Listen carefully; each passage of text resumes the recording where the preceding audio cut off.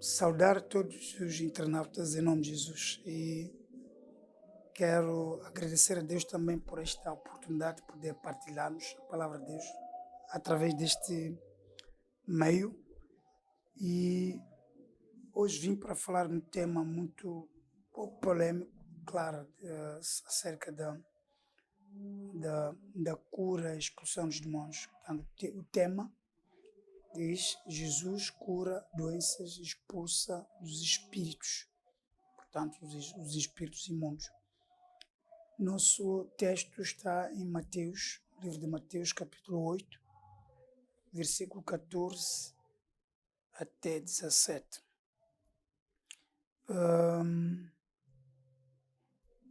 O tema que vem na Bíblia é a sogra de Pedro, para algumas Bíblias, ou a cura da sogra de Pedro. Mas o nosso tema principal é que Jesus cura doenças e expulsa os espíritos. Versículo 14 de Mateus 8. Passo a ler. E Jesus, entrando na casa de Pedro, viu a sogra deste jazendo com febre, tocou-lhe na mão e a febre a deixou. Levantou-se, serviu-os. E chegada a tarde, trouxeram-lhe muitos endemoniados, e ele, com sua palavra, expulsou deles os espíritos e curou todos os que estavam enfermos, para que se cumprisse o que fora dito pelo profeta Isaías, que diz: ele tomou sobre si as nossas enfermidades e levou as nossas doenças. Amém. O assunto hoje é a cura e a expulsão de demônios ou espíritos imundos, se quisermos usar um outro termo, espíritos imundos. Acerca de Jesus, a questão que nos é colocado, ou é sempre colocado, é acerca da cura de Jesus, é que por que é que alguns são curados e outros não? Ou melhor, a outra questão também que colocam acerca a dúvida que as pessoas têm acerca da autoridade de Jesus em expulsar ou curar todas as doenças. Quando lemos acerca de dons, no primeiro livro de Coríntios, capítulo 12, a Bíblia fala de dons de curar. Dons de curar, para no plural, está a falar de capacidade de curar todas as doenças. Portanto, realmente interpretando a expressão dons de curar, é que Cristo cura todas as doenças. Agora, a questão da cura também enquadra-se naquilo que eu tenho chamado de verdade dispensacional. De verdades dispensacionais quer dizer que a cura divina, apesar de beneficiar o corpo, mas é efetivado pelo Espírito. Portanto, o interesse de Deus não é exatamente a restauração do corpo só, mas é primeiramente, em primeira mão, a restauração do Espírito. E depois o corpo agradece. O corpo realmente recebe este bônus. No versículo 14 vimos que Jesus, quando chegou em casa da sogra de Pedro, então ele estava febril. E aqui no 15 diz que tocou-lhe na mão e a febre a deixou. E levantou-se e serviu-os. Portanto, a febre, que é o sinal de que alguém está com alguma patologia, não é ainda descoberto, mas a febre, alguém quando arde em febre até pode morrer. A febre mata também. Pode morrer. Apesar da febre não ser uma doença em si, mas mata. Então, entrou lá Jesus, pegou pela mão e aquela pessoa levantou. Portanto, podemos declarar que Jesus curou a febre daquela senhora e ela levantou e começou a servir. Então, os versículos 4 e 15, 14 e 15, mostra Jesus curando febre. E à tarde daquele mesmo dia, não é? Chegou à tarde, trouxeram muitos endemoniados, e ele com a sua palavra, com a palavra dele, Jesus, expulsou deles os espíritos, ou em outras palavras, os demônios, e curou todos que estavam enfermos. Portanto, aqui já vimos a realização de ambas as coisas. Deus expulsa demônios, cura enfermos. Expulsa demônios, cura os enfermos. E isto é uma realidade, é um facto. Nós não podemos tentar desmentir ou negarmos este facto. É um facto.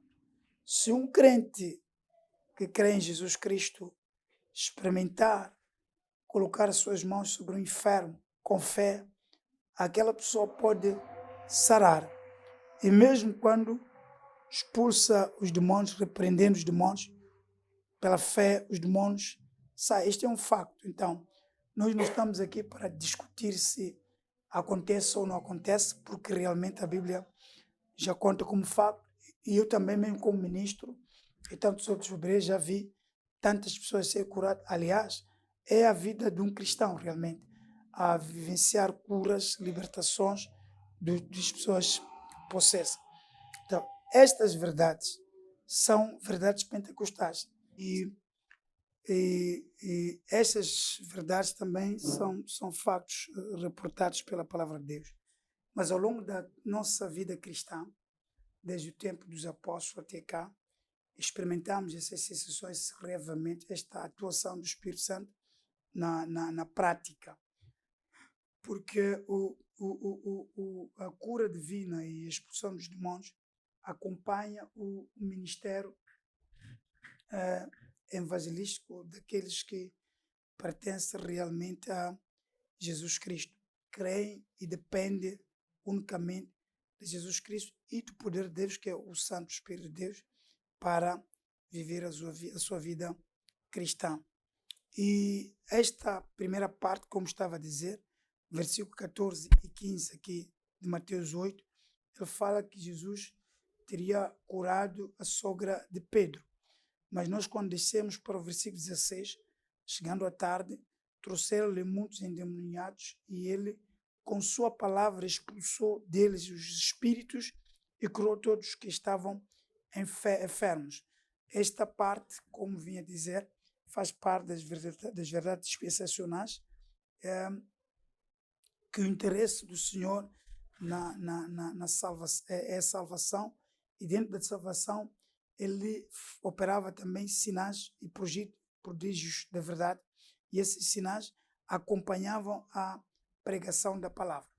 Todas as vezes que os homens saem para pregar a palavra de Deus, acontecerá este acompanhamento.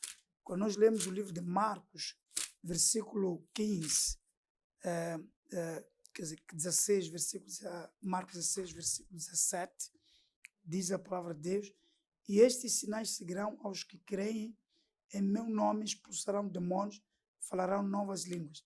Portanto, nós ali na passagem onde lemos, em Mateus, vimos que Jesus fez, mas ele aqui no versículo 17 de Marcos 16, diz que esses sinais, portanto, a cura divina, expulsão de demônios e falar em línguas e outros sinais espirituais, profetizar, são sinais que acompanharão a pregação do Evangelho.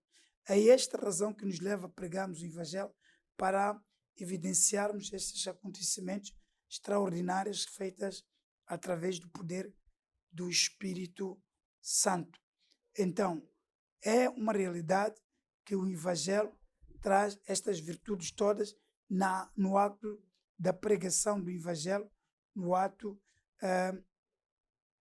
da expansão do próprio Evangelho, ou melhor, no acto do cumprimento da grande comissão. Então chegou a tarde e as pessoas tinham vindo Jesus a curar, a fazer aquelas operações, trouxeram endemoniados e os doentes também para serem curados, e aqueles que tinham demônios eram libertos dos espíritos e curou os que estavam enfermos. Este é um facto. Então eu queria dizer com esta palavra de Deus que nós não somos simplesmente querentes, ou melhor, religiosos simples que vamos frequentar as igrejas em vão. Nós vamos a Deus porque Ele faz todas essas coisas. Vamos a Jesus porque Ele faz essas coisas. Cura, liberta e salva. A salvação genuína, na verdade, está em Jesus Cristo. Portanto, o livro de Atos, capítulo 4, versículo 12, diz que em nenhum outro há salvação, porque debaixo do céu nenhum outro nome é dado entre os homens pelo qual devamos ser salvos. E esta verdade é a mesma verdade dispensacional que eu disse que está aqui neste contexto desta passagem que estamos a ler. E a Bíblia, no versículo 17, aqui mesmo em Mateus 8, diz que era para se cumprir, ou melhor, para que se cumprisse o que fora dito pelo profeta Isaías, que diz: Ele, Jesus, neste caso, tomou sobre si, portanto, no seu sofrimento, na sua morte, as nossas enfermidades e levou as nossas doenças. Este Jesus, antes, na verdade, de nascer, o povo que viveu nesse tempo dependeu da própria palavra de Deus. E nessa palavra de Deus estava uma promessa de cura. Não é? Ele cura todas as enfermidades, estava a promessa de cura. Mas vindo Jesus, na plenitude dos tempos, nasceu Jesus para executar essas obras, cumprindo a profecia, segundo esta passagem, cumprindo a profecia do profeta Isaías, que diz que ele tomou sobre si as nossas enfermidades e levou as nossas doenças. Portanto, se em alguma igreja ou em algum lugar existe um Jesus que não cura, não liberta as pessoas dos demônios, esse pode não ser o nosso Jesus da Bíblia. Esse pode ser um outro Jesus que nós não conhecemos. Este cura, se aparecer um Jesus burguês, quer muito dinheiro, quer andar de Mercedes-Benz, carro de luxo, fazendo essas coisas, não é o Senhor Jesus. O Senhor Jesus vem para a fazer as obras de Deus. E uma das obras mais expressa aqui na palavra de Deus é a cura, a libertação. Essas coisas são bem claras aqui na palavra de Deus. Então, fazendo isso, Jesus, neste seu ministério de 3 anos e meio aqui na Terra, durante o seu percurso, que é relatado pelos 4 evangelhos, fazendo isso, Jesus, então estava a cumprir a profecia que está em Isaías 53, praticamente, os versículos 4 e 5, diz aqui o 17, para que se cumprisse o que fora dito pelos profetas Isaías, que diz: Ele tomou sobre si as nossas enfermidades e levou as nossas doenças. Quem aproxima-se de Deus tem que crer que Ele existe e também faz essas coisas todas. É galardoador daqueles que o buscam, faz essas coisas todas. Isto não implica que as pessoas doentes devem deixar de ir ao hospital porque Jesus vai curar. Não estamos a dizer isso. Estamos a dizer que as pessoas talvez deixar de consultar outros tipos de curas abomináveis, a palavra de Deus. A cura, por exemplo, efetivada pelos charlatãs é abominação. A cura por aquelas pessoas que consultam os mortos, outro tipo de curanderismo é abominável na palavra de Deus. Ela condena a palavra de Deus esse tipo de curas pelos feiticeiros, pelas pessoas que consultam os mortos, não é? Os necromantes, aqueles que fazem leitura de palmas de mão ou leitura de cartas, não é? E para o exercício de cura. Nós não somos autorizados para este tipo. O cristão de verdade não é autorizado para seguir atrás, porque o cristão de verdade crê na totalidade, crê que Jesus Cristo, ele veio para fazer isto, vem para cumprir esta profecia de Isaías, que que diz, ele tomou sobre si as nossas enfermidades e levou as nossas doenças. Portanto, ele na cruz do Calvário, naquela morte, cumpriu estas coisas todas. Então, basta o crente crer em Jesus Cristo e aceitar que ele é o dono, aquele que cura e liberta, crer nisso, então acontece. Cura as doenças, expulsa os espíritos imundos e também expulsa as nossas enfermidades do nosso corpo. As pessoas enfermas podem ter a confiança de que o Senhor cura. As pessoas estão hospitalizadas, podem crer, apesar de estarem em tratamento, nos tratamentos médicos, não é? Apesar de estarem em tratamentos, eles podem acreditar na graça de Deus. Já orei nos hospitais para várias pessoas que estavam enfermos e imediatamente as pessoas levantaram e foram restauradas a saúde física pela oração. Não estamos a dizer que os médicos fazem bem, os médicos formados, não estou a falar dos médicos tradicionais aqui, estou a falar dos médicos, não é? Formados em escolas, fazem bem ajudar os doentes, mas em algum momento também, se alguém tem muita fé, pode orar por um enfermo, o enfermo pode restaurar a sua saúde sem necessitar de estar a receber tratamentos médicos continuamente. Quer dizer que a cura divina é uma realidade, é uma verdade dispensacional, é uma daquelas verdades que eu disse que Deus, apesar de poder curar o corpo físico, mas a intenção de Deus, primeiramente, é a salvação e a restauração da saúde espiritual. Depois, a carne pode ser beneficiada na cura divina, mas o propósito principal não é a restauração da saúde física, é a restauração da saúde espiritual, moral e espiritual, porque o homem no pecado ele ficou alienado de Deus e realmente, primeiramente, algumas doenças, para não dizer todas, algumas doenças na vida das pessoas é resultado exatamente do pecado ou dos pecados. Então, sendo assim, a cura divina vem primeiramente resolver os problemas espirituais e depois as físicas. E isso pode acontecer separadamente ou em simultâneo. Então, nós temos que acreditamos, nós os crentes acreditamos que Jesus cura, liberta também dos espíritos imundos e também sara as pessoas das suas enfermidades. Deus faz essas coisas todas, Jesus Cristo faz, no seu ministério demonstrou isso e cumpria a profecia do Isaías, que diz que ele levou sobre ele as nossas enfermidades e levou as nossas doenças. Portanto, ele, naquela morte expiatória da cruz, vinha resolver essas coisas. Aqueles que se aproximam de Deus têm que crer que ele existe também, têm que crer que ele é galardoador, diz o escritor de Hebreus, no capítulo 11, versículo 6, tem que crer também que é galardoador daqueles que o buscam. Quer dizer, ele ressoa as pessoas que vão buscando a Cristo pela fé. Nós, quando vamos a Deus pela fé, recebemos a recompensa da nossa busca pela fé. Tem que ser pela fé, não de outra forma. Há muita gente que busca Deus, mas não pela fé. Busca por outros interesses, não pela fé. Tem que ser pela fé. E se buscar o Senhor pela fé, Ele pode curar as doenças. Aqui, neste caso, pode curar até a febre, pode curar várias enfermidades, como está a dizer aqui a palavra no versículo 17, e também pode expelir, Jesus já expeliu vários demônios. Demônios são espíritos imundos que perturbam a vida de uma pessoa, que até podem comunicar outras enfermidades, os demônios.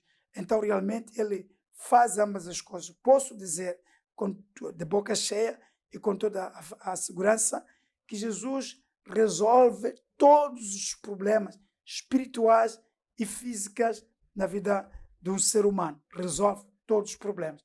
Então, nós temos que ir a Deus confiante que Ele é a nossa solução. Se está alguém me escutando aí, enfermo, escuta isto com fé e creia que Ele é a resposta, Deus. não é simplesmente algum tipo de resposta, é a resposta para os enfermos, para os endemoniados, para aqueles que estão enfermos, estão doentes, que têm vários tipos de doença. Eles é a solução. Jesus é a solução. É por isso que nós pregamos Jesus, é por isso que nós cremos Jesus, é por isso que também aquele que está me assistindo lá do outro lado tem que crer em Jesus. É a solução. As pessoas vão a Jesus primeiramente não para praticar uma religião, mas vão a Jesus para resolver um problema. As pessoas têm problemas conjugais, problemas espirituais, problemas físicos, problemas de várias ordens.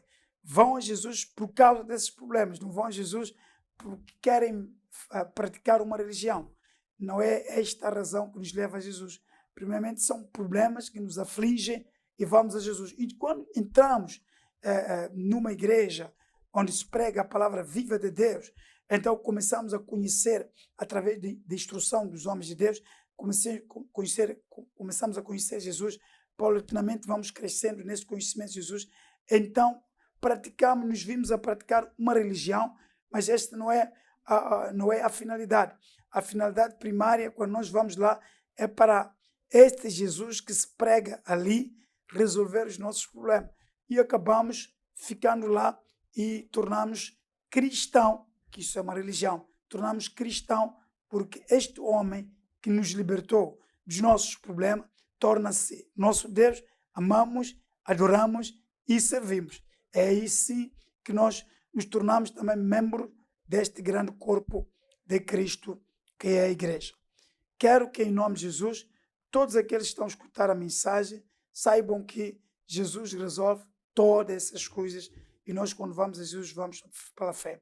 Se estás numa igreja ou já entregou a sua vida a Deus, estás numa igreja, se tens um problema de saúde, procura a liderança dessa igreja e fala esse problema para que ele ore, para que o líder e a igreja ore por ti, para que se liberte da situação, porque Jesus Cristo ele veio para cumprir estas coisas todas, como fora dito pelo profeta Isaías, que diz, ele tomou sobre si as nossas enfermidades e levou as nossas doenças em nome de Jesus.